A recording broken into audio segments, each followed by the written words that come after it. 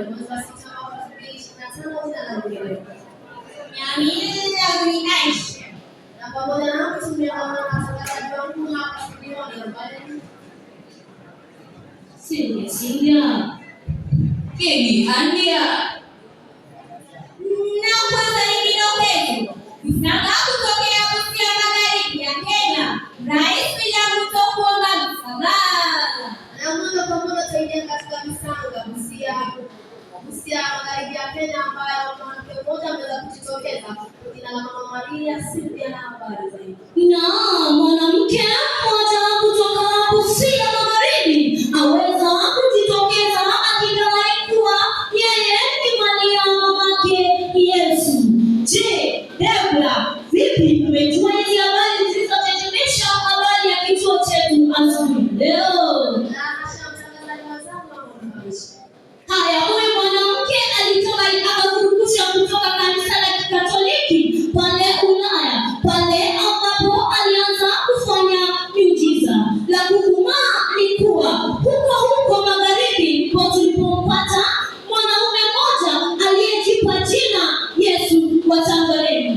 Basi Debra, vipi mwana akatangulia kabla ya mamake? Haya, Sindia naomba tuwashie wahenda wa ujuzi watufungulie funga kwa alipia misi. Haya basi, wasikilizaji wangu, watazamaji wangu, kanisaidieni kutafakari hili. Nikiripotia runinga ya Ukuu Young Voices, langu ni Sindia.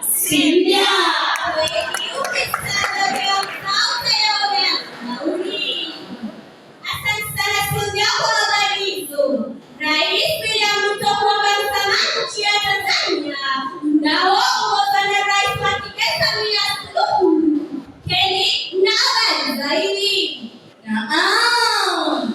Kitowedingikini baadaye ya wanaharakati wa Kenya, akiwemo Mfalme Mwangi wa Kenya ambaye alifurushwa nchini Tanzania. Hatua hii inachukuliwa na rais kutokana na michango waliotoa mitandaoni. Dhima ya wananchi wa Kenya ya mateso milio mateso. Nikiripotia runinga ya Ukuu Young Voices, imeandika langu ni Kelly. Na mmoja sana kwa habari. Na mmoja na mtangazaji wetu hapa leo katika watosana watagana na Sindia kwa ifanye kupe kwanza leo. Haya, asante sana mtazamaji na msikilizaji wangu. Siku ya leo nitakuwa nikiwapeleka kwa nipe nikupe nikiwa na mwenzangu kutoka eneo la jijini. Mwenzangu, hujambo? Waweza kujitambulisha? Asante mwana wa wewe Sindia na mnishe. Haya basi, siku ya leo tutakuwa tukiangazia maneno yaliyoanza na kula, kuku, nipe, Kukusa. haya basi, tumefika katika tamati yetu ya nipe nikupe hadi siku nyingine ijayo. Nikiripotia runinga ya Ukuu Young Voices, langu ni Sindia. Kila mwanzo kila mwisho. Sadaka.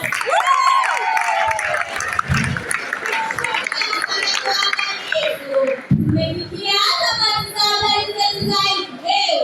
Kwa mapokezi zaidi waweza kupitia tovuti yetu ya www.ukuu.ke au waweza kupiga namba yetu ambayo ni 07007000. Tumekuwa wako wala si mwingine Aisha.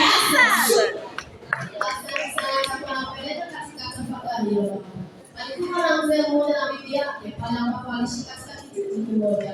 Bibi huyu na mwanawake wakaja mtoto, na siku moja bibi yake akaweza kujaliwa kuwa na ujauzito pale ambapo bwana huyu alitarajia huyu kujifungua mtoto wa kijana, ambapo wakati mke wake aliweza kujifungua matamanio yake aliweza kufika kwamba pale ambapo mama huyu aliweza kujifungua mtoto msichana, na mzee huyu alipanga ni jinsi gani atakayemua mtoto huyu, kwani matamanio yake ilikuwa bibi yake ajifungue mtoto kijana.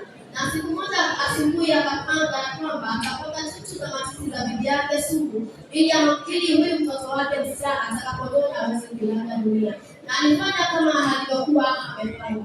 Asubuhi moja mafungulia ng'ombe aliamka na kwenda kazini kama ilivyokuwa desturi yake, na kurudi jioni akakuta wanakijiji wameweza kukusanyika kwake na kuuliza ni nini. Akaambiwa ni jirani yake mwanaume amekutwa kwa nyumba yake ameaga dunia. Na utafiti ulipofanyika ilisemekana kuwa jirani huyu mwanaume ameweza kuuawa na sumu. Tafakari.